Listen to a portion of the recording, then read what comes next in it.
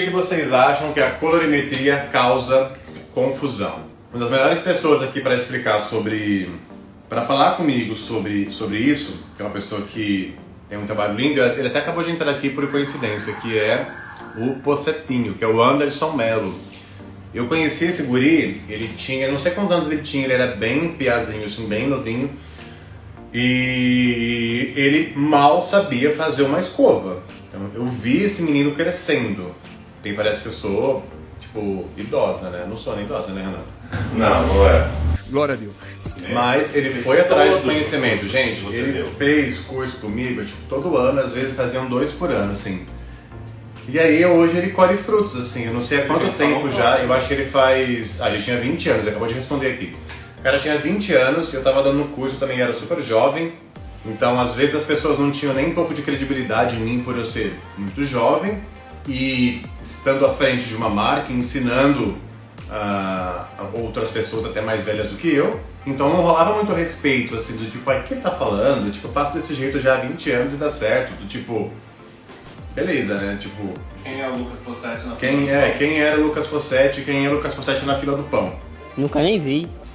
E aí você vê que o que está acontecendo hoje com o próprio salão dele. Fala o nome dele. Não tem segredo, o nome dele é Anderson Mello, assim como várias pessoas que passaram pelas minhas mãos já. É um trabalho mega lapidado, assim, mega lapidado. Então, tem dia de manhã que ele manda pra mim a foto de um antes que vai fazer durante o dia, eu já sei como é que vai acontecer, porque ele já sabe todo o passo que vai acontecer. E é isso que é trabalhar com segurança. Porque ele domina a colorimetria. Então o que é colorimetria, gente? É isso aqui? É só você ficar olhando essas estrelas de Oswald aqui, estrela da cor, fundo de encaramento? Ao meu ver, você dominar a colorimetria é você saber trabalhar com uma pigmentação e não com uma marca específica. Porque isso vai te trazer uma liberdade intelectual a ponto de você não ter que ter um estoque lotado de coisas. Você vai ter uma coisa muito mais enxuta. Se vocês verem o estoque, amanhã eu vou fazer um stories pra vocês lá. Eu tenho muito da mesma coisa. Tenho muita base, tenho muita nuance de neutralização, neutralização intensa, neutralização mediana. Tenho ferramentas que deixam transparente quando eu preciso. Enfim, eu tenho várias ferramentas do que acontece.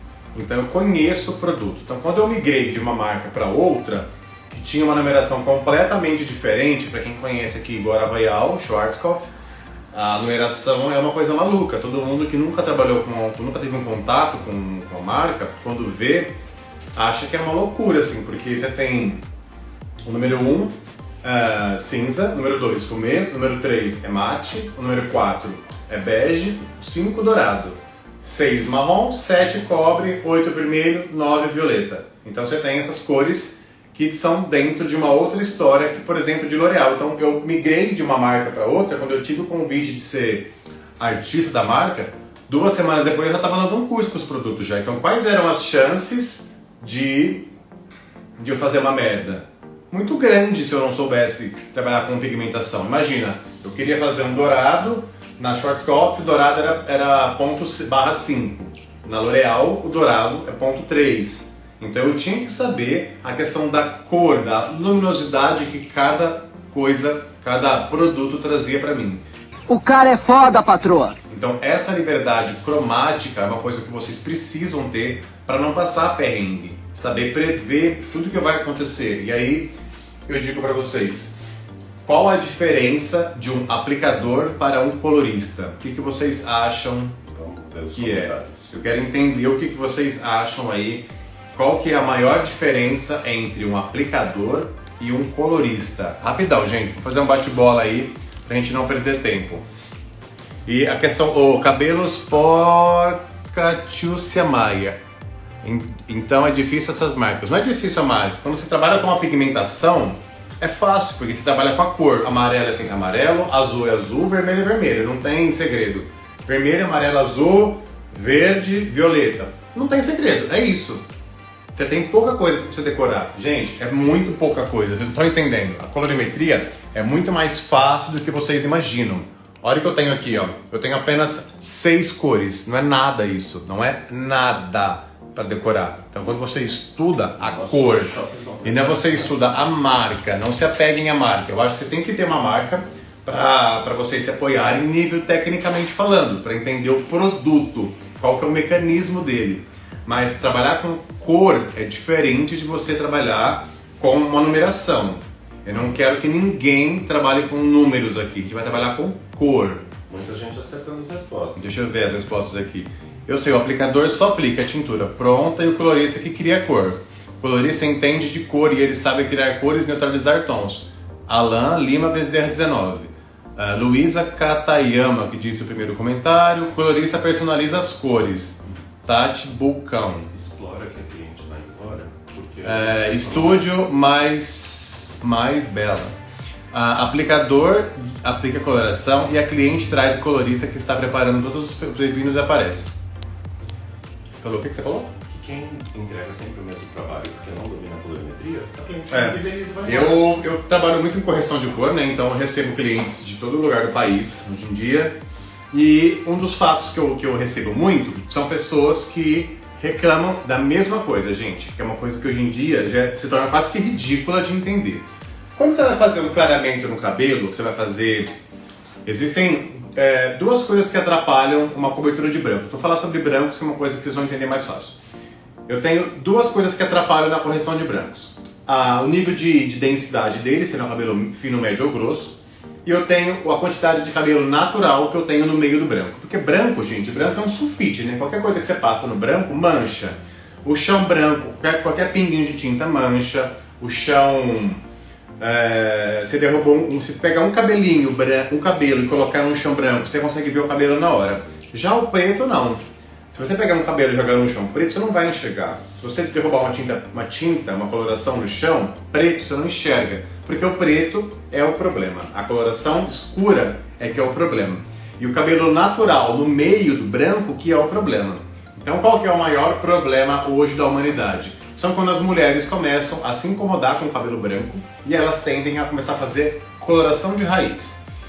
A coloração de raiz, ela tem vários aspectos que podem influenciar negativamente no visual da pessoa. Eu peguei uma cliente que foi sexta-feira, ela havia feito um orçamento comigo há algum tempo atrás e aí entrou a pandemia, beleza? Não foi no salão e tentou se resolver em outro lugar. E aí, o que aconteceu? Ela nunca fazia fundo de coloração, nunca havia colocado, então ela só fazia mechas. Quando ela se deparou com os brancos e começaram a incomodar ela de uma maneira muito grande, então ela não queria mais ver os brancos, coloração permanente que vai dar uma cobertura. Porque o tonalizante a gente sabe que vai dar uma mascarada, vai dar uma pigmentada meio fake, ele não vai pigmentar a ponto de ser uma coloração permanente, ele só funciona quando a pessoa não se importa muito com a transparência. Agora, se ela não quer ver definitivamente um fio branco, é coloração permanente. Aí você tem tanto Magirel quanto Enoa para fazer esse trabalho. Então, Magirel, Enoa, Cocover, assim como outras marcas têm as suas respectivas famílias de coloração. Então entendam só sobre isso. E aí ela reclamou e estava com o cabelo mega laranja. Por quê? Porque a pessoa se preocupava apenas em fazer a cobertura do branco e não se preocupava em fazer a neutralização dele. Entende?